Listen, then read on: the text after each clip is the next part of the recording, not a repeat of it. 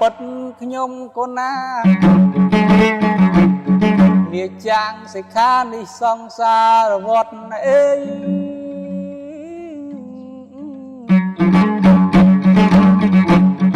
វាទាញទុំឲ្យត្រាច់រង្គត់អើយកូនណាខ្លាចខូចទុំជ័យធ្វើម៉េចសត្វលោកកើតមកវាអញ្ចឹងប្រគុណជ្រាបដឹងសូមទានបណី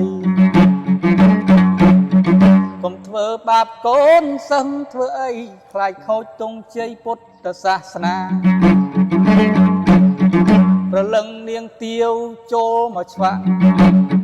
តាក់ទាញអារម្មណ៍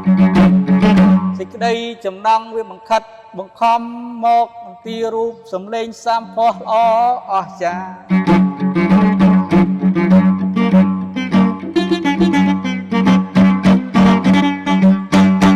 ធំបានផ្ដាំពី3ម៉ាត់ព្រះអង្គទ្រង់មានព្រះពុទ្ធដីកា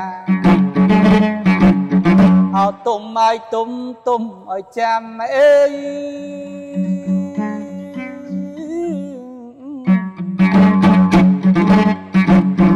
បើឯងសឹកទៅរកស៊ីធ្វើស្រែចំការកុំអួតថាឯងមានបញ្ញាក្នុងលោកី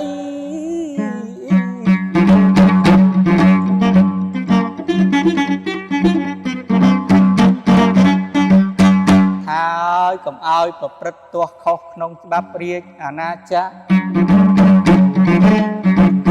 កុំឲ្យអ្នកស្រុកដែលគេធ្លាប់ស្ម័គ្រគេឌៀមដាមដល់គ្រូអីស្អីឯងហើយនាំមកបួសឥឡូវបង្វក់បែមានស្រីធ្លាប់សង្រួមនៅក្នុងអវិន័យដែលព្រះចិនស្រីព្រះអង្គទំនាយទុកវិញ